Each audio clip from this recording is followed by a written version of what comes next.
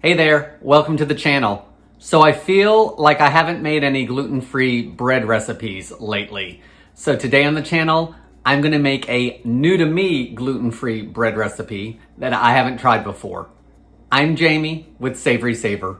I share gluten-free recipes, tips, tricks, and resources to make your gluten-free lifestyle easier. So let's get started. So for our gluten-free bread recipe, I'm going to be using Bob's Red Mill gluten-free all-purpose baking flour. This is their gluten-free flour that does not contain xanthan gum. So we're going to be adding some of that to the recipe. And the primary ingredient in this flour is garbanzo bean flour. It also has potato starch, tapioca flour, whole grain sorghum flour, and fava bean flour. I don't honestly use this very often, and Tara's mom gave us some that needs to be used up, so that's one of the reasons we're trying this recipe. The other reason is I am always looking for gluten-free bread recipes to try, so we'll see if this is a good one or if it ends up being croutons at some point. While we're talking about new bread recipes, be sure to link your favorite gluten-free bread recipe below. Maybe you have one I need to try on the channel, or maybe you have one you just want to share with other people. So leave those bread recipes in the comments below. Now, for our bread, there's not a whole lot of ingredients. They're pretty easy. You want to make sure that anything that is cold is at room temperature so everything mixes together better. So you want to start with a 9x5 loaf pan that you have greased. I use shortening, but by all means, use whatever oil you like for greasing pans.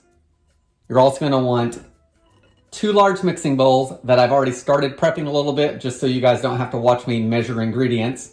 So your larger bowl, you want to have your dry ingredients, and a smaller bowl, you want to have your liquid ingredients, because we're going to add our liquid ingredients to our dry ingredients. So our dry ingredients for this gluten-free bread are 3 1/3 cup of the Bob's Red Mill all-purpose gluten-free baking flour,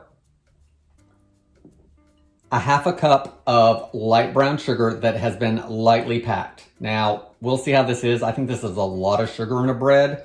Not sure how sweet that's going to make it, but we'll see in the end. And to lightly pack it, I just spooned some brown sugar in all the way to the top, packed it down slightly, filled it up, packed it down again. So you don't want to pack it every couple spoonfuls. That's typically how I do a tightly packed brown sugar. So just lightly packed. We're going to add 1/4 cup of dry milk powder. We're going to add 1 package of instant yeast, which is 2 1/4 teaspoons. We're going to add 3 1/2 teaspoons of xanthan gum, which is, right around a teaspoon per cup of flour. The last thing we're going to add is a teaspoon of salt, and I just used fine salt, just regular, what you'd salt your food with, not kosher. Let's give everything a good whisk. The whisking will break up the brown sugar. It's going to distribute everything, so we're already ahead of the game when we add the wet ingredients. Once your dry ingredients are whisked up, let's put the bowl to the side. Keep your whisk handy. At this point, we're going to rise our bread in the oven. I like to do it in the oven because it keeps everything sealed. It's not going to be drafty. So what I like to do is turn my oven to preheat on the lowest setting for just 1 or 2 minutes and then turn it off. That way there, when I'm ready to put the bread in the oven to rise, the oven isn't super hot, but it gives it a warm place for the yeast to work. So I've already done that. So to a smaller bowl, you want to add 2 eggs. Make sure they're room temperature because everything will mix together much better. We want to add a 1/4 cup of vegetable oil or canola oil. 1/4 cup is 2 ounces, and this little measuring glass actually has 4 ounces on it, and tablespoons and teaspoons and milliliters, so it's a neat little measuring glass. We're also going to add some warm water, and this has been microwaved to about 110 degrees. It's 1 1/2 cups and 2 tablespoons. So what I did is I put it in the microwave for about 45 seconds. That temped well, so you'll have to adjust your microwave time depending on how powerful your microwave is, but that's how I heat my water up. I'm just gonna break the yolks up and give everything a whisk together just to kind of emulsify. We'll let the mixer do the rest of the work. Now we wanna add our liquid ingredients to our dry ingredients, and we wanna mix it until smooth. It does not give me a time at how long we're gonna mix it, so I'll probably do it 2 or 3 minutes, we'll see. I am using the hand mixer for this. It says you could do it by hand or use a mixer.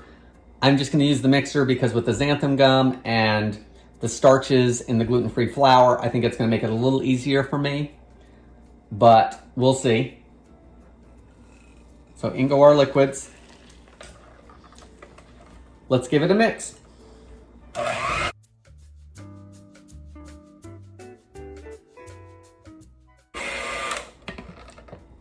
So guys, it has worked its way up the mixer.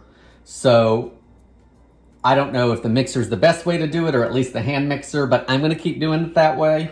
It is very thick because of the flours in the xanthan gum, and it's not even smooth yet. So let's keep going. So I've barely been mixing this for about 2 minutes. It's super thick, and let's see if you can see. The mixer is gonna have to be cleaned, so I've got some work to do while the bread rises. Let's see how everything's mixed. The batter looks like it's smooth. I will say I do not like the smell of this. It smells like garbanzo bean flour, which that is the main ingredient in the flour, but it's not overly appealing to me. We'll see how it tastes at the end and how it bakes up. It is definitely smooth and together though.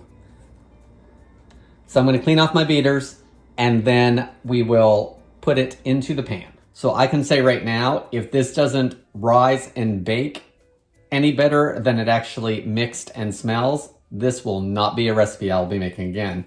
But let's keep going. All right, let's scoop our batter, which is super thick, into the bread pan. Next, we wanna smooth it out, so push it down into your pan over the corners. It does not want to smooth out in the pans. I think what I'm going to do is wet my fingertips and try it that way.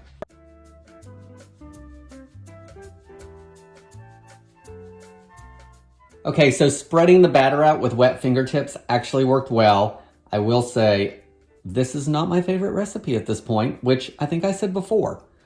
So now let's let it rise and bake it off and see how the finished product is. So behind here, I've got a piece of plastic wrap. It says you can cover it with either a piece of plastic wrap or a towel.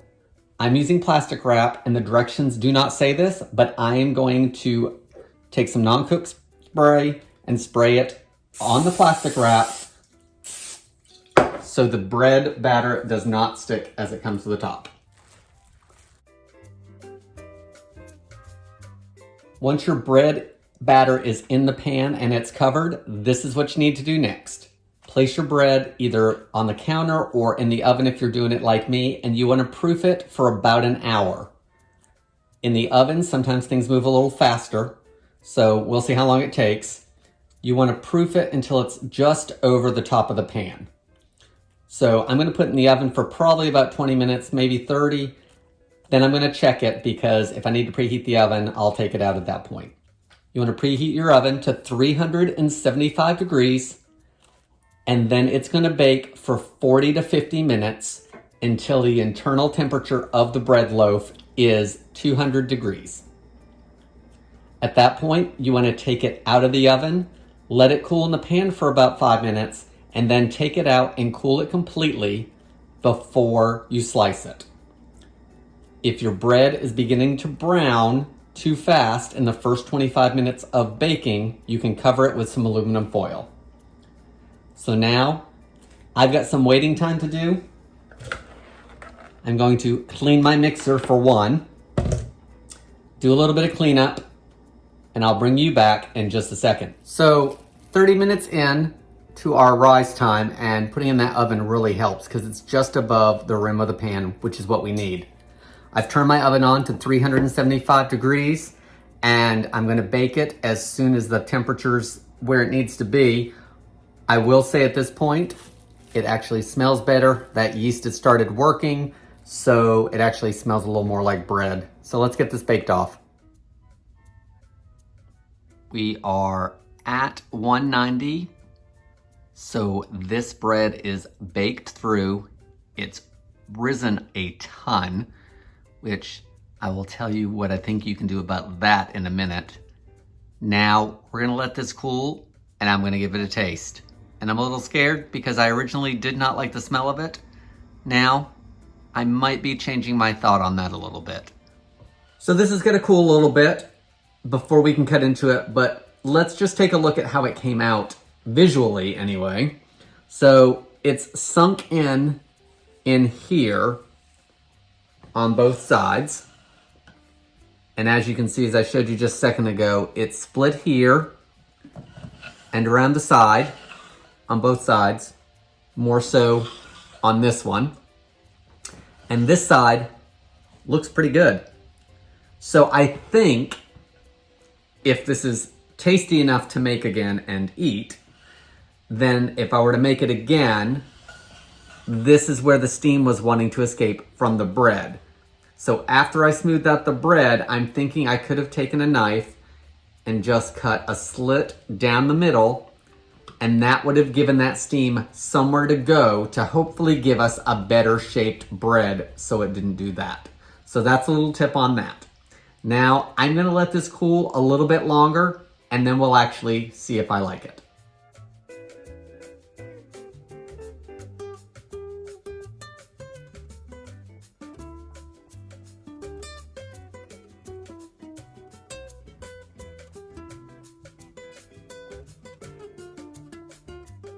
So let's talk about this bread. I've not tasted it yet. The crumb is actually pretty good. It rose a ton. It's shaped like bread. There are some spots around the crust that it doesn't look like it's quite baked, but I think it is. I think I'm gonna give it a taste. We're gonna start with that crust that I cut off and obviously didn't do a good job with. So crust-wise, it's not horrible. It's okay. It would actually make some really good croutons. Take a bigger piece. So the crust has a good texture and a good taste. Okay, this is the end piece that I cut first. So I'm gonna taste it because there's actually more bread with it. So it tears like bread.